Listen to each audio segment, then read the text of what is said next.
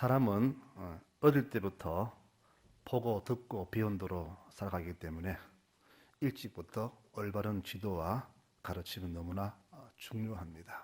그래서 부모의 가르침, 또 선생님의 가르침, 또 교회 어른들의 가르침 너무 중요합니다. 군사부일체라고 했습니다. 백성을 다스리는 임금과 인간의 삶을 가르치는 교사와 자녀를 양육하는 부모, 이 세 스승은 크기와 높이와 깊이가 같다는 그런 말입니다. 정의로운 통치와 올바른 가르침, 헌신적인 양육이 우리를 사람답게 살아가게 하고 이 세상을 사람이 살만한 세상으로 만들어 줍니다. 오늘은 스승의 주일로 지키고자 합니다. 많은 교사들이 급변한 환경으로 인해서 권위가 추락된 시대가 되었지만 그와 상관없이 교사의 사명을 성실히 감당하는 분들이 많이 계시기 때문에 머리 숙여 경의를 표합니다. 교사의 롤모델은 우리 예수님이십니다. 정의가 무엇인가를 가르치셨고 사랑과 자비를 친히 베푸신 분이시며 특히 사회적 약자인 어린이와 여성들의 인권을 세워주신 분이 바로 우리 주님이십니다. 스승이라고 한다면 아무리 세월이 지나도 우리 기억 속에 늘 그립고 고마운 분들로 뚜렷이 각인되어야 합니다. 그러면 우리 교우들은 모두가 후세들에게 영원히 기억에 남는 훌륭한 스승들이 되시기를 바랍니다. 지금 우리가 모두 다 선생이라고 했습니다. 먼저 살았고 먼저 알고 있고 또 무엇이든 가르칠 수 있고 본받을 만한 모습이 있다면 우리는 모두가 다 선생입니다. 오늘 읽은 말씀을 살펴보니까 고린도 교인들이 매우 교만하게 살았음을 볼 수 있습니다. 부자들과 지식인들은 이 모든 것을 자기 스스로 이룬 것으로 생각하며 교만을 떨었고 그렇지 못한 교우들을 무시하였던 것을 보게 됩니다. 이것을 보면서 권면하며 훈계한 내용이 오늘 읽은 말씀입니다. 교만한 사람들에게 가장 좋은 훈계는 책망이 아니라 호소입니다. 오늘 바울은 자신과 이 그리스도교를 세운 분들이 과거에 어떻게 살았고 또 지금도 신앙을 지키기 위해서 얼마나 고난과 고초 속에서 살아가고 있는가를 소상하게 밝혀주고 있습니다. 우리는 예수님 때문에 어리석게 살아가고 있고 약한 존재로 비천한 존재로 살아가고 있는데 너희는 반대로 지혜롭고 강하고 존귀한 존재로 살아가고 있구나. 우리는 이 시간까지도 신앙을 지키느라 줄이고 목마르며 헐벗고 매맞으며 정처 없이 떠돌아다니며 모욕을 당하며 살아가고 있다. 그러나 이 모든 것들도 다 참고 도리어 우리를 비방하는 자들을 축복하고 있다.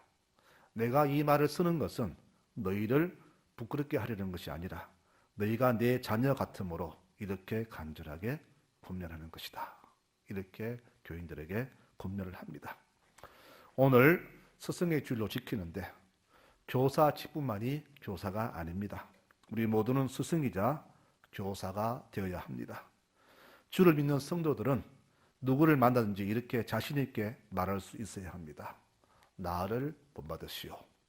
그러면은 성경적인 교사는 어떤 교사일까? 오늘 두 가지를 말씀드리고자 합니다. 첫째는 부모 같은 교사입니다. 고린도 교회 내에 지식인들이 참 많았습니다.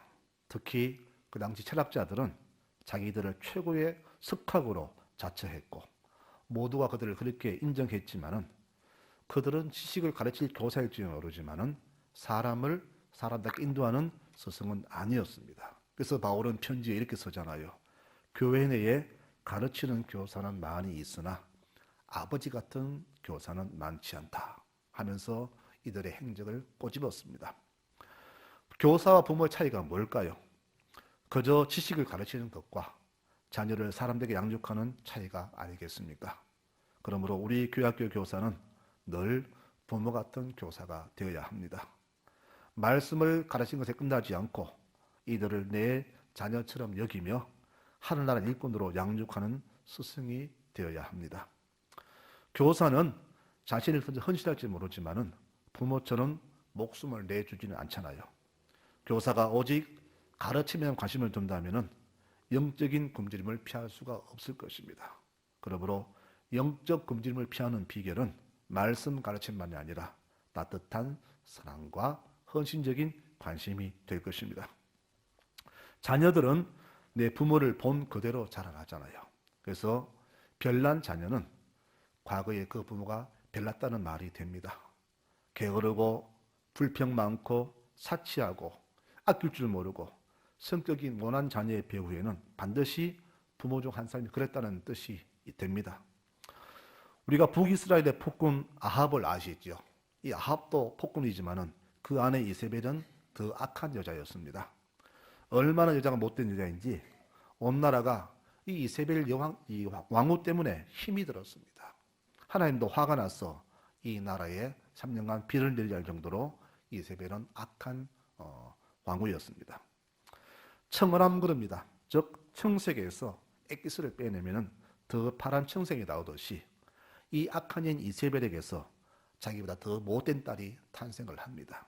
그 딸이 바로 아달랴인데 이 아달랴가 남쪽 유다의 왕에게 시집을 왔습니다. 근데 그 왕이 전쟁에서 전사하고 그 후계를 이은 아들도 갑자기 죽고 맙니다. 손자들은 너무 어립니다. 이때 이 아달랴가 손자들을 다 죽이고 자기가 스스로 왕이 됩니다. 왕이 되기 위해서 자기 핏줄을 다 죽였다는 말입니다. 이렇게 해서 유다 역사상 처음이자 마지막으로 아달랴는 유다의 여왕이 됩니다. 엄마 이세벨보다 더 악한 딸이 왕이 되었으니 유다 백성들은 얼마나 힘이 들었을까요? 그러나 세상은 심은 대로 거두는 법입니다.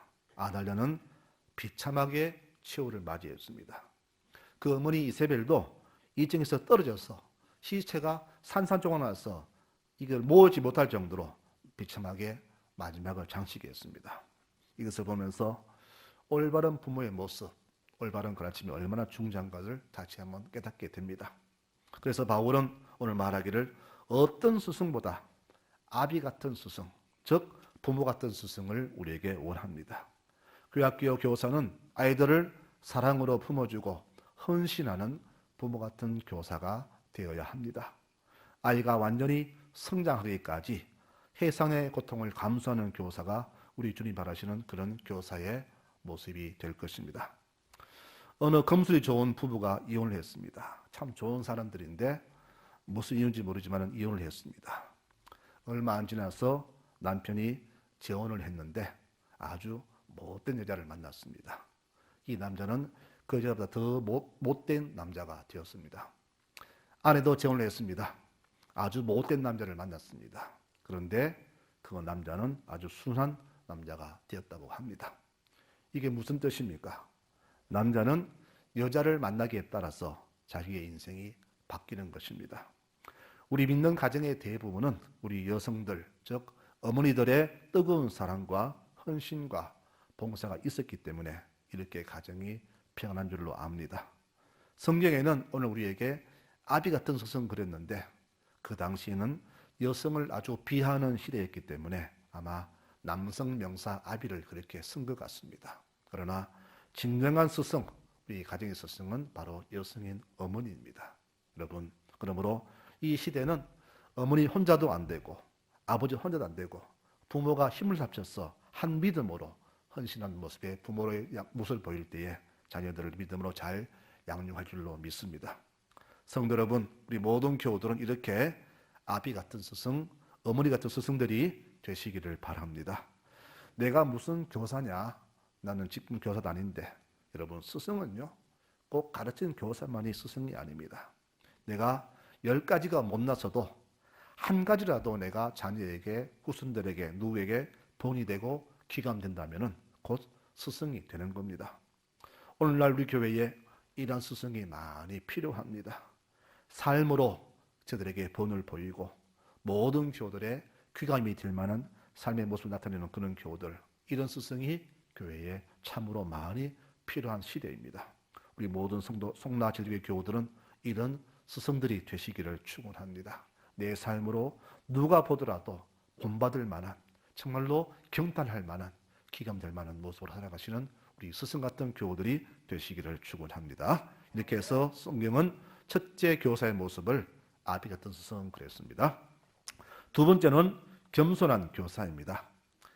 내가 받은 것을 감사할 줄 알고 이 감사를 그대로 전해주는 교사. 그래서 이 가르침 받은 자녀들은 대대로 감사를 잊지 않고 살아가는 세대. 이렇게 하는 것이 바로 성경에 말하는 기독교 교사입니다. 감사할 줄 모르는 교사는요, 하나님의 영광을 탈취하는 그런 죄를 짓게 됩니다. 바울은 고백하잖아요. 나의 나된 것은 모두가 다 하나님의 은혜이다. 내 힘으로 공부했고 내 힘으로 좋은 가문에 태어났고 자랑하지 않았습니다. 내 모든 것은 모두 다 주께서 베푸신 은혜라, 그렇게 고백했습니다. 즉 감사할 줄 안다는 겁니다. 이렇게 자신을 만드신 분, 이 하나님의 은혜를 잊지 않고 영광을 돌렸습니다. 바로 이것이 교사의 모습이 되어야 합니다. 사람이 감사를 모르면은요, 후손에게 가르치지 못하고 또 불평하는 교사는 늘 비판적이어서 그 가르침 받은 학생들을요, 늘 불평하게 됩니다. 부모가 늘 불평하고 감사할 줄 모르면은 그 자녀들도 다 똑같이 불평, 불만만 터뜨리는 가정이 될 것입니다. 그래서 이 감사는 겸손한 사람만이 할 줄 아는 신앙의 고백입니다. 이 성도님들 감사하십니까? 늘 감사하고 계십니까? 그렇다면은 여러분들은 겸손한 분들입니다. 그런데 감사 모르고 늘 불평합니까? 눈만 뜨면 화가 나고 말만 뱉으면 불평합니까? 그런 분들은 교만한 분들입니다. 그래서 오늘 바울은 말하기를 지도자 되는 교사는 늘 겸손하며 늘 감사할 줄 아는 사람이 되어야 한다. 이렇게 우리에게 부탁을 합니다. 그러므로 겸손한 사람은 또요, 감사할 줄 알지만은 상대방을 높여주잖아요. 예수님이 바로 그런 분이십니다. 그 당시 사람 취급받지 못하던 어린아들을 친히 품으시고 축복하셨습니다. 아이들을 금시했지만 일부러 그들을 찾아가서 안아주시고 축복하시면서 누구라도 이 아이처럼 되지 않으면 천국 못 간다 하시면서 모든 기준을 아이에게 두고 아이를 이렇게 축복하셨습니다. 그리고 이 땅에서 인정받지 못하는 사회 약자들도 높여주시고 더 사랑해 주셨습니다. 예수님주에는 특히 여성들이 많이 따랐거든요. 그 이유가 뭘까 제가 가만히 궁금해 생각해 보았습니다. 그분이 잘생겼을까? 멋진가? 남자다운가? 아닙니다. 그분은 뭐 잘생기지 못했고 멋지지 않습니다. 그래도 돈 많은 것도 아닙니다. 이사야 53장에 예수님 모습을 말하잖아요.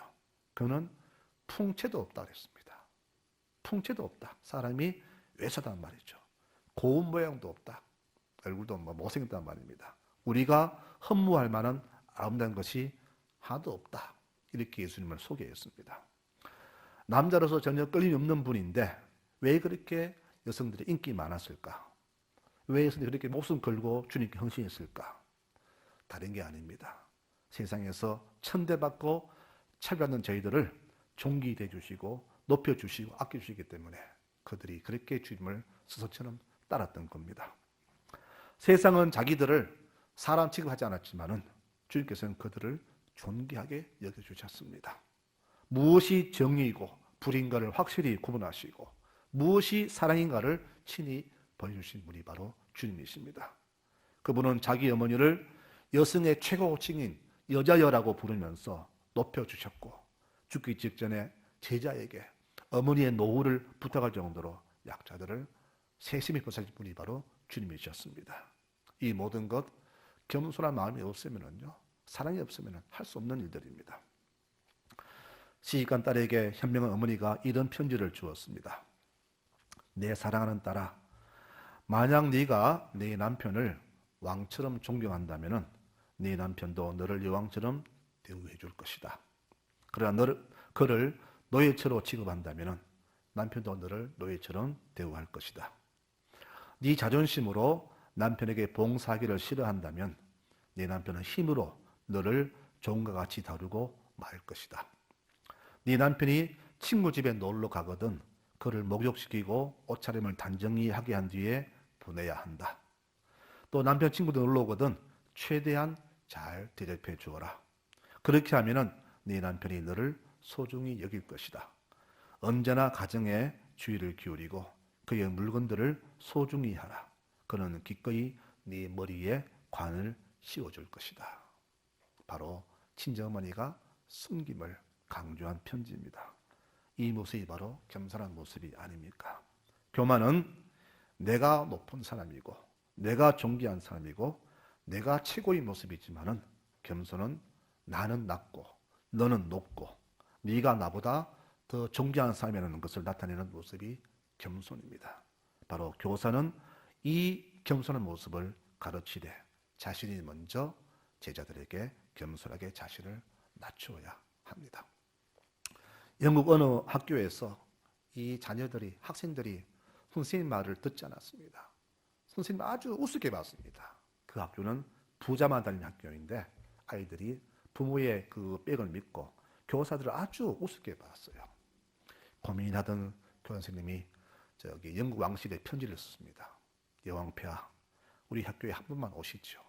오시면은 저를 만날 때 저에게 깍듯이 무릎 꿇어서 절해주면 좋겠습니다. 이왕의 편지를 보고 학교를 찾아왔습니다. 이왕원이 학교가 난리 났어요. 온 학교에 경호원이 배치되고 온 학부모가 다 학교 왔는데 그 여왕이 오자마자 선생님 만나고 그 앞에 무릎 꿇어서 절하는 모습을 보입니다. 이후로부터 학부모들, 아이들, 선생님을 아주 존경했다는 그런 실화가 있습니다. 여러분, 겸손이 무엇입니까? 바로 예수님의 모습이 아닙니까? 겸손의 죄는 없습니다. 교만죄는 있지만 겸손죄는 없습니다.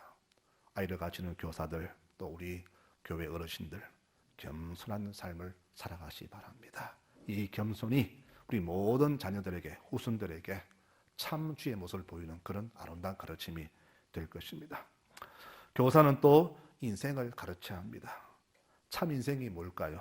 바로 상황과 여건에 상관없이 감사를 알고 겸손할 줄 알며 신실히 사는 것을 가르친 것이 바로 참 인생이 아니겠습니까?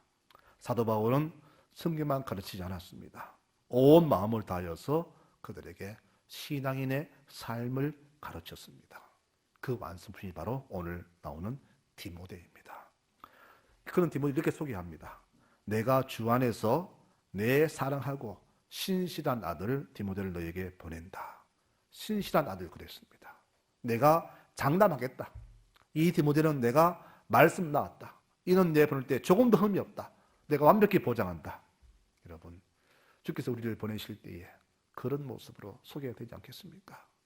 우리의 이름이 남에게 언급될 때에 그 사람 쓸모없어, 안 돼, 참 이런 부정적인 의견보다는 그 사람 그러면은 참 좋아, 괜찮아, 너무 좋아, 존경할 만해, 이런 뒷담화가 나와야 되지 않겠습니까?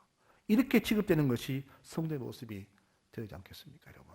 그러므로 우리 인생은 그런 겁니다. 내가 부와 같은 모습으로서 가르치고 겸손한 자세로서 살아가며 모든 사람을 높여줄 때에 이런 아름다운 뒷담화가 우리에게 들려오지 않겠습니까? 교사는 말로만 가르치는 것이 아닙니다. 바로 모범 교사, 참 교사는 말과 행동이 같아야 합니다. 이스라엘은 거짓 교사가 참 많았었습니다. 특히 바리새인들은 주로 말로 가르쳤죠. 이들은 말과 행동이 달랐습니다.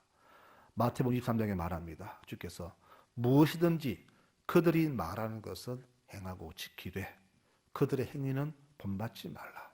그들은 말만 하고 행하지 아니하고 높은 자리만 차지하고 문안받고 대접받는 것만 좋아한다. 이렇게 그들을 인정하셨습니다. 오죽하면은 저들의 교사로서의 체면은 세워주되 행동을 본받지 말라고 이렇게 하셨을까요?